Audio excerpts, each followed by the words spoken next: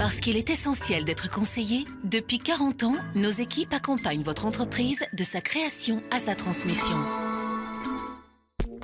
Descours et Cabot, implanté depuis 230 ans sur la région lyonnaise et leader de la distribution professionnelle en France, est heureux de vous présenter Lyon Décideur.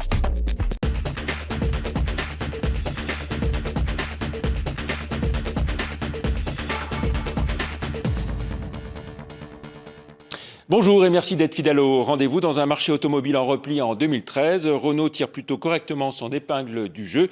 Pierre-Michel Hérard, directeur régional centre-est de la marque aux losanges, est notre invité aujourd'hui. À retenir aussi dans l'actualité économique lyonnaise de ces derniers jours, Ciparex vend sa participation dans Adéquat. Lavorel Développement rachète un important réseau de crèches privées au Luxembourg. Eurexpo se prépare à accueillir Futuralia en juin prochain. Et puis la réaction du patron du MEDEF Lyon-Rhône aux propositions de François Hollande, Bernard Fontanelle, est plutôt satisfait. Intérim, après 6 ans à accompagner le développement du groupe lyonnais Adéquat, Ciparex vient de céder sa participation à la faveur d'une réorganisation du capital de l'entreprise autour des actionnaires familiaux et du management. Adéquat pèse 400 millions d'euros de chiffre d'affaires avec 50 agences ouvertes ces 6 dernières années, ce qui porte le total à 130 agences dans toute la France. Adéquat réalise de belles performances avec une activité en hausse de 10% à fin novembre, là où le marché affiche un recul de 9%. Adéquat a développé aussi une activité recrutement, a créé des agences chez ses clients et se positionne également sur la franchise. Le holding familial Lavorel Développement vient de prendre le contrôle de Ribambelle, un important réseau de crèches privées au Luxembourg, une quinzaine en tout pour les plus petits, ainsi que des foyers de jour pour les 4-12 ans. Joli coup réussi pour la CCI de région et la région Rhône-Alpes qui ont décroché l'organisation à Eurexpo de Futuralia 2014 en juin prochain, qui mettra en contact 350 PME rhône-alpines et 350 PME du monde entier, ou comment se développer à l'international, 700 PME et quelques 2000 rendez-vous pré-gérés sous forme de speed dating de 30 minutes pendant 3 jours, les 4, 5 et 6 juin. À propos d'international, le MEDEF Lyon-Rhône et Erail, entreprise Rhône-Alpes Internationale, viennent de signer une convention de partenariat en marge des vœux du MEDEF Lyon-Rhône, un document paraphé par Bernard Fontanelle et Daniel Gouffet, les présidents respectifs des 2 organisations. Bernard Fontanelle qui a prévenu qu'il ne jouerait pas les prolongations à la tête du MEDEF Lyon-Rhône au-delà du 15 juin prochain. Son successeur n'est toujours pas trouvé. Un patron des patrons lyonnais plutôt satisfait des propos tenus par François Hollande sur le pacte de responsabilité. On écoute sa réaction recueillie en marge des vœux du MEDEF Lyon-Rhône. Écoutez, j'ai jamais entendu autant de promesses, voire d'engagements de la part d'un président de la République à l'égard de l'entreprise. Je pense qu'il était temps. Si on arrive effectivement à garder cette ligne et aller vers les objectifs qu'il a fixés, qui pourraient s'en plaindre, sûrement pas les chefs d'entreprise. J'ai envie d'y croire parce que je pense que si on ne fait rien, mathématiquement, notre système de prestations sociales, qu'elles soient familiales ou autres, risque d'être condamné. Donc j'ai envie d'y croire, je pense qu'il faut le faire. Il ne faut pas que ce soit des promesses, il faut que ce soit des actes, il faut qu'il y ait cette volonté d'avancer rapidement vers les objectifs qu'il a fixés. Si, encore une fois, c'est pour se faire plaisir et qu'on se heurte à de multiples difficultés parce que la politique c'est compliqué, moi j'ai pour habitude de dire, attention, le temps économique s'adapte très peu au temps politique. Voilà le chiffre du jour à présent, 50, comme les 50 indicateurs que l'on retrouve dans l'édition 2013-2014 des chiffres clés de Rhône-Alpes recensés par la CCIR et regroupés dans 14 thématiques. Un document téléchargeable sur le site www.rhône-alpes.cci.fr. On retrouve à présent notre invité, Pierre-Michel Hérard, bonjour. Bonsoir Jean-Pierre Bachet. Vous êtes le directeur régional de Renault Centre-Est.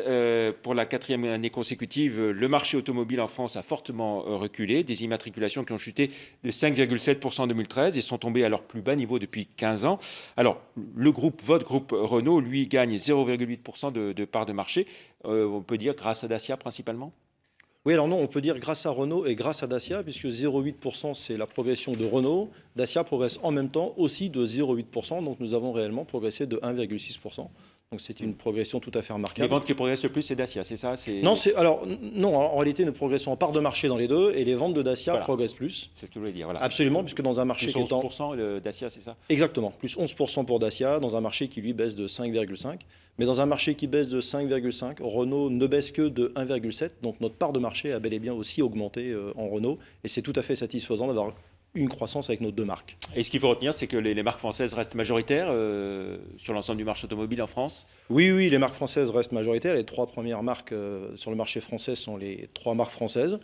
Ce qui est intéressant aussi de noter, c'est que Dacia se positionne comme étant la 5e marque sur le marché français, une marque qui n'existait pas il y a 15 ans, donc c'est tout à fait remarquable. Et puis je voudrais noter, puisqu'on est en région Rhône-Alpes, que sur la région Rhône-Alpes, Dacia se positionne comme étant la 4e marque après les 3 marques françaises, et nous en sommes très fiers. Et puis alors le cocorico que vous pouvez pousser aussi, c'est que vous avez placé 6 véhicules dans le top 10 des principaux véhicules de l'année 2013 en termes de vente. Oui, absolument. Et puis avec notre fierté, on va dire que même dans le top 9, puisque le 6e véhicule de notre groupe est 9e dans ce classement, 5 Renault et une Dacia, effectivement, dans le top 9 des véhicules les plus vendus. Et puis surtout Clio 4, qui est installé solidement à la première place. Moins d'un an, enfin un peu plus d'un an maintenant après son lancement. La première année pleine de Clio 4, c'était l'année 2013. Alors, et si on regarde maintenant dans cette région centre-est dont vous avez la responsabilité, comment les immatriculations ont évolué? Est-ce que la région fait mieux, moins bien que le reste de la France? Alors, le marché a baissé un tout petit peu plus en région Rhône-Alpes que sur la France, pas beaucoup, 0,5 points, mais un tout petit peu plus. Et en revanche, nous, Renault et Dacia, nous avons une croissance supérieure, ce qui nous a permis effectivement de passer en part de marché sur la région Rhône-Alpes supérieure à la France. On est à 25,5 de part de marché, groupe Renault sur la région, ce qui était un petit peu plus que la part sur la France, ce qui n'était pas arrivé depuis quelques années. Voilà, au niveau France, vous êtes à 25%? 25,4. Voilà. Alors, la stratégie de Renault pour 2014, des nouveaux modèles, des nouveaux produits, comment se présente l'année? Alors, notre stratégie, c'est bien évidemment de continuer à profiter à plein de l'effet Clio 4, qui était un véhicule tout à fait fédérateur de la relance de la marque et de notre image de marque. Profiter aussi de Capture en année pleine, qui a été lancée l'année dernière au mois de mars, donc on aura aussi en année pleine. Nous lançons là en janvier, et ça sera l'événement phare de nos opérations portes ouvertes de janvier, la nouvelle identité visuelle de Mégane, avec laquelle nous comptons bien continuer à occuper le devant de la scène. Et puis dans l'année, nous lancerons aussi le véhicule qui sera le successeur de Twingo, une success story supplémentaire que l'on attend, et puis aussi le remplaçant du Trafic qui sera commercialisé cette année. Alors, en remplaçant Twingo, on le découvrira quand exactement? Alors, elle sera dévoilée au Salon de Genève au mois de mars. Voilà, donc c'est tout prochainement. Les véhicules électriques, on peut en dire un mot aussi. On a eu le sentiment que pendant longtemps, les constructeurs avaient du mal à y croire et y étaient venus un peu sous la contrainte. Vous rattrapez le temps perdu aujourd'hui? Alors je dirais que Renault y croit dur comme fer depuis longtemps. On est même en première position et largement, puisque sur le marché français, on fait un peu plus de 65% du marché des véhicules électriques qui ont eux-mêmes cru de plus de 55% cette année, donc une vraie croissance. Donc nous, on y croit. On avoue qu'on aurait aimé une croissance un petit peu plus rapide de ce marché. On voit que les habitudes de consommation automobile sont un petit peu plus lentes à se faire. Cependant, ça marche très bien. Nous avons vendu plus de 5500 Zoé cette année, véhicules que nous avons lancés aussi en début d'année. Donc c'est tout à fait significatif. Et nous avons aussi vendu en France plus de 4500 Kangoo électriques. Ce qui le situe d'ailleurs, de ces deux véhicules, ce qui le situe devant beaucoup d'autres modèles thermiques. Donc on est assez satisfait de ces volumes pour une première année en année pleine sur les véhicules électriques. Comment vous réagissez aux initiatives de Bolloré, par exemple, vous, constructeur Renault? Nous, on réagit particulièrement bien et je voudrais rappeler que nous avons signé des accords de discussion avec Bolloré en fin d'année dernière, où finalement 3 axes de travail avec le groupe Bolloré. Un premier pour travailler avec eux sur l'autopartage, qui est un domaine sur lequel ils sont tout à fait précurseurs et en avance. Et puis un deuxième où là c'est Renault qui est précurseur en avance, c'est bien sûr la construction de véhicules électriques, où nous avons des pistes de recherche et de développement avec eux sur des futurs véhicules à commercialiser. L'augmentation de la TVA, ça se passe comment? Vous la répercutez, vous la répercutez pas aux consommateurs? Non, elle est répercutée, mais elle est répercutée dans des proportions extrêmement faibles, puisque nos tarifs sont toujours arrondis, vous le savez, à des dizaines d'euros. Et là, 0,6 points sur des véhicules... Chez les constructeurs généralistes, on parle de moins de 100 euros d'augmentation sur un véhicule. Donc avec les arrondis, c'est quelque chose qui n'est pas très significatif en termes de milliers. C'est moins significatif que l'évolution du bonus-malus quand il arrive. Si vous. Très bien. Les investissements de Renault en 2014 dans cette région, à travers vos concessions, bien sûr aussi. Oui, alors Renault n'investit pas effectivement en direct sur la région puisqu'on n'a pas d'implantation industrielle en région. En revanche, notre réseau se modernise et investit dans un programme qui s'appelle le programme Renault Store. Donc on aura l'occasion de parler beaucoup plus cette année.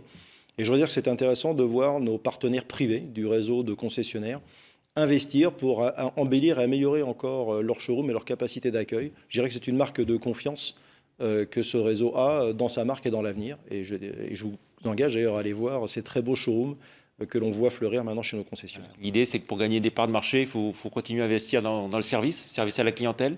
Oui, l'idée, c'est surtout de se dire que l'expérience que vivent les clients quand ils viennent dans les showrooms doit être une expérience qui les marque réellement positivement et qui doit leur laisser un souvenir et qui vient réellement compléter le parcours virtuel que peuvent avoir nos clients aujourd'hui lorsqu'ils vont sur Internet.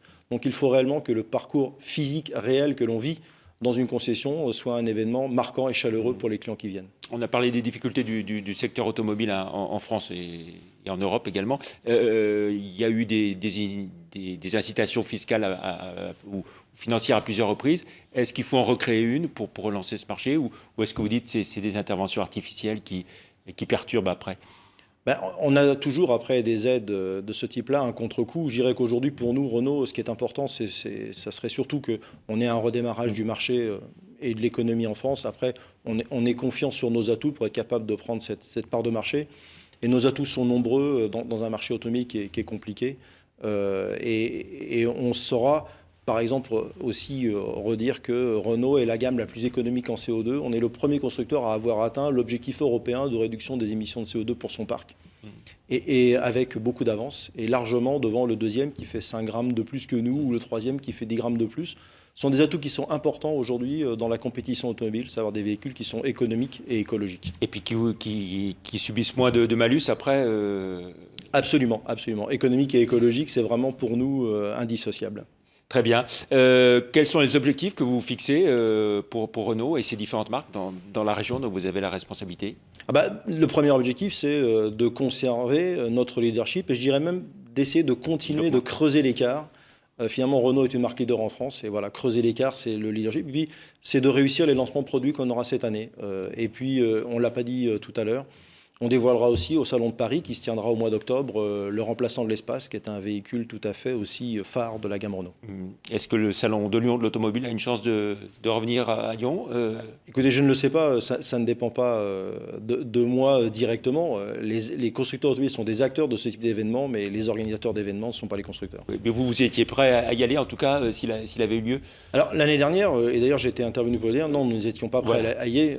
Dans un contexte de crise, un constructeur comme Renault est obligé de prendre des mesures d'économie aussi pour nous permettre de passer correctement ce cap. Et notamment, nous n'avions pas les moyens de nous permettre d'être présents comme nous le devions, comme nous aurions dû l'être si ce salon avait lieu. Donc nous avions décliné comme une douzaine d'autres constructeurs de la place lyonnaise. D'accord, il aura du mal à revenir ce salon alors ? Je ne sais pas. Je ne sais pas. Renault, combien de personnes dans l'agglomération lyonnaise au total ? Alors sur la direction régionale, nous sommes une trentaine et Renault Retail Group, c'est 450 personnes et une concession, et il y en a d'autres autour de Lyon, c'est à chaque fois 50-80 personnes, une concession Renault. Merci beaucoup, Monsieur Erard. Très bonne année. Merci de m'avoir invité. À mercredi pour un autre Lyon Décideur, bien sûr. Au revoir.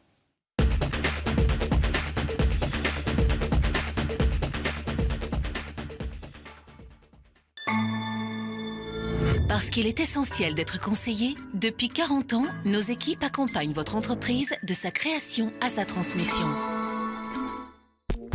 Descours et Cabot, implanté depuis 230 ans sur la région lyonnaise et leader de la distribution professionnelle en France, est heureux de vous présenter Lyon Décideur.